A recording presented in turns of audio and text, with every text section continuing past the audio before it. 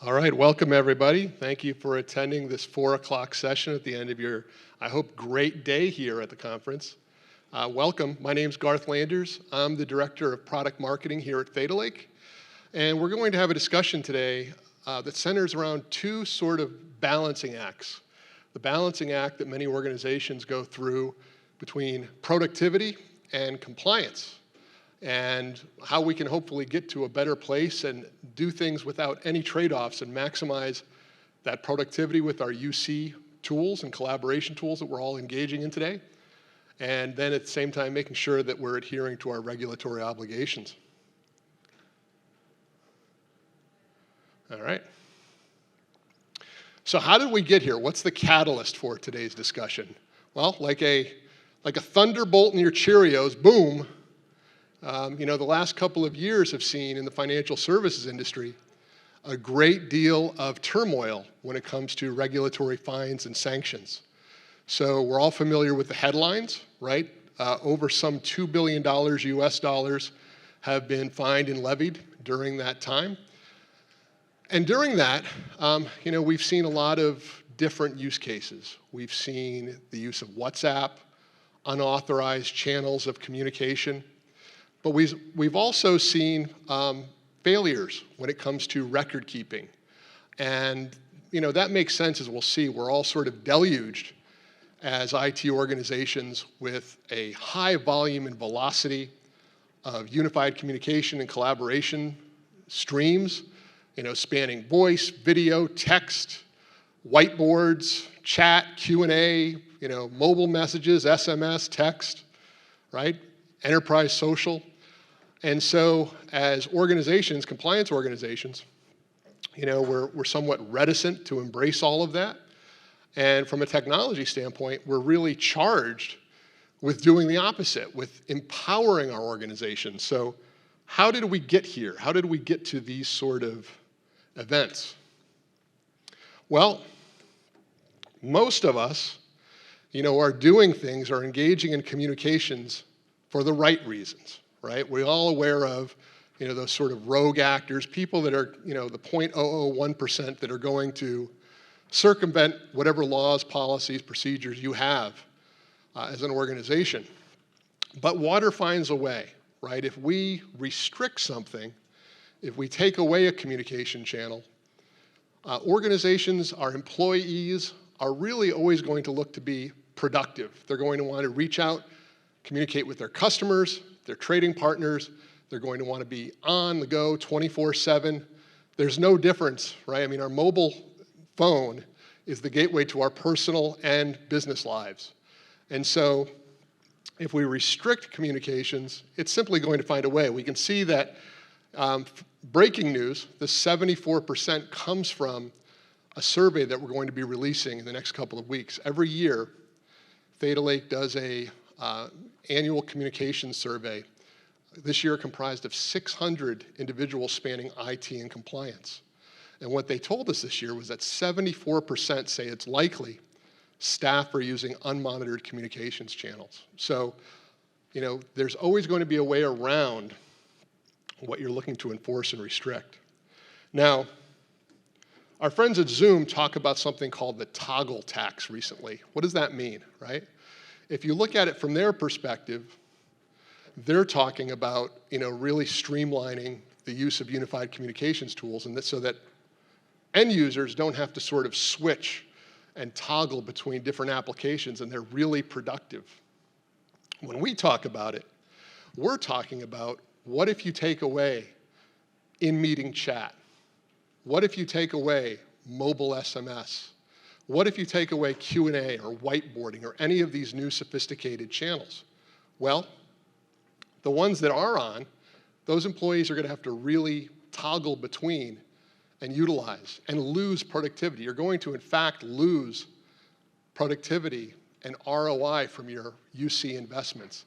The other aspect of this is that, many of us are, in fact, rolling out UC platforms, and we're not maximizing their usage. We're turning off functionality. Again, this survey this year, 68% of organizations are rolling out UC platforms to employees and restricting those in-meeting functions.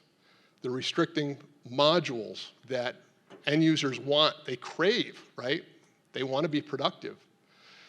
So this leads to a negative ROI, and you're, in fact, sometimes paying for things, you're licensing things that you're not even utilizing, right? So really counterintuitive to the whole mission of today's communications teams that are really looking to maximize that productivity, maximize that end user engagement, and get people to use UCC as a competitive differentiator. So, you know, this may be part of your organization. You might be restricting in-meeting chat or polling and Q&A or AI companions, right? There's been a lot of talk about that. How are we using AI as an organization? Are we rolling out Purview, or are we restricting its usage, or transcripts or chat? So that's part of the restriction, you know, and sort of the non-maximization, the non-usage of UC. But what else is happening? Obviously, we're using these tools, we're using these platforms.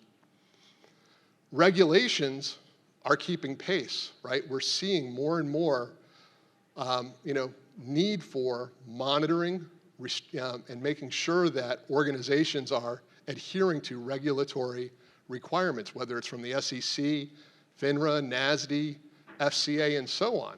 And so that's continuing.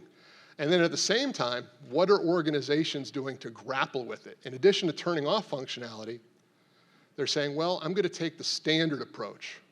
The approach I've typically taken historically is to take an archive-centric approach and try to capture everything that's happening, this high volume, this high velocity of data that's being generated by the petabyte every day, right? And try to rein it in and see it and make sure I have it for record-keeping purposes. Now, if you have an email system that was designed for email, obviously, it's not going to necessarily preserve the context, preserve the fidelity, preserve all of those crucial key ingredients in our communication streams: emojis, reactions, likes, GIFs, links, files. We're using all of these things today, right? So you can't turn those off. If you can't capture them, if you can't store them authentically, you're going to have downstream compliance problems. So unified communications capture is becoming part of the landscape. It's not really a compliance issue so much as it's becoming a UC information technology issue. You want to have that capture for compliance baked into the fabric of your communication stream so that you have a provider that seamlessly integrates at the API level with Zoom, with Teams, with Cisco WebEx, with Slack, with whiteboards, with all of these things, so that you can capture all of that downstream and do something about it. Not hope you have something, but actually do something. Remediate content, redact content if you need to. So this capture piece is more than just capturing data and moving it from point A to point B. Now, you know, just because you can do something doesn't mean you should. Again, going back to sort of our historical legacy investments, chat and meetings are not email, right? They're dynamic. A chat conversation is persistent, could take place over the course of weeks, months, maybe a year. If you're a compliance professional, how are you going to ascertain risk through all of that? Are you going to chop it up into email segments and try to piece it together like a puzzle and try to, you know, figure out what happened after you've already been fined or sanctioned? Or do you want to see it as it's happening and preserve that context and fidelity with all of the key ingredients, the emojis, the reactions, the likes, the GIFs, all of those things baked in? So, you know, the true cost of using this legacy approach, it really leads to more work. You know, why are compliance teams reticent, in some cases, 68%, reticent to embrace modern communications? Seems to make sense. They're afraid that by doing so, it's going to be more work for them. They're not necessarily getting more resources. They're not getting a bigger compliance review team. And at the same time, they're getting more data, more volume, more velocity, more communication streams, and they're being tasked with making sure nothing happens, nothing goes wrong right? They only have to make a mistake once to have that negative fine, that negative headline, that fine, that sanction, that judgment that ruins the organization's reputation to some extent. There's downstream costs for e-discovery, right? Being able to find and search and retrieve data. Increasingly, internal investigations, behavior conduct, conduct analysis, all of those things having to pour through voice, video, different data streams, whiteboards. It's very challenging. So there's a lot of pushback from compliance teams, and understandably so, to doing this. So what's the answer? Why change, right? We want to do a few things. We want to make everybody happy, right? We want to maximize that ROI in our UC investments. We want to reduce that risk of fine and penalty that could occur. We want to reduce costs, and we want to make sure that we continue to invest in those platforms that bring us maximum productivity, that empower our employees, that keep them engaged. And we want to minimize the risk of shadow IT, right? We want to make sure that if I'm rolling out RingCentral SMS or Zoom phone or Teams phone, that my employees are using that they're glued to it, that they're using those approved channels, and they're not at risk or thinking about, doing the right thing doing the wrong thing for the right reason, right? Switching to WhatsApp, switching to Signal, switching to some unendorsed communications channel for a regulated employee. I'm a walker, sorry, that's why I have this mic. Got my sneakers, I'm ready to go. So a little bit about us. What does Theta Lake do? What do we do to address all of these different stakeholders, all of these different issues that we've talked about thus far? Well, we were founded in 2017 before a lot of these platforms really took off with the pandemic, right? All of these trends have been accelerated because of the pandemic in 2020. So we were founded to provide security and compliance solutions for today's modern communications. You can see a few of our integrations there on the left-hand side, Mural and NICE and SharePoint, all of those. But in fact, we have over 100 integrations today spanning voice, video, textual, whiteboard, and mobile communications. So chances are, whatever you're using as a productivity tool, whether it's work management, Asana, Monday.com, whether you're using Office 365, if you're using Slack, if you're using whiteboards, we're supporting that. We're supporting it from a whole platform perspective, right? So it's one thing to say you support Zoom, and it's another to say we support every part of that platform, voice, video, textual communications, mobile applications. What we do with it then is we conduct analysis on it if you want. This is a very modular solution, right? You want to start with capture. You want to capture that data, but we can apply 85 out-of-the-box machine learning and natural language programming classifiers to help you identify risk, to help those compliance teams be more productive in the face of an onslaught of that volume and velocity of data that we talked about. And then where does the content go? Right? Many of you already have archive investments. Maybe you have a SMARsh or a Proofpoint or a global relay or a relativity where you want this data to reside. That's great. Theta Lake can support all of those. So we're designed to seamlessly integrate with your existing infrastructure. You can bring your own storage. You can use our SEC 17A4 SOC 2 archive. You can bring your own keys. You own the data. So there aren't any storage fees or costs associated with that. Now, what do we mean by a seamless, non-disruptive approach? Well, obviously, from an end user standpoint, there's nothing they have to do, to be compliant, to be a compliant user. We integrate seamlessly with the API, and what that means is we keep pace with it. When you look at a platform like Zoom or Teams or Slack or Cisco WebEx or RingCentral, they may have 90 product updates a quarter. Not uncommon, right? They are continuously rolling out and improving their platforms. we partner with them, and many of them, those aforementioned vendors, are our investors as well.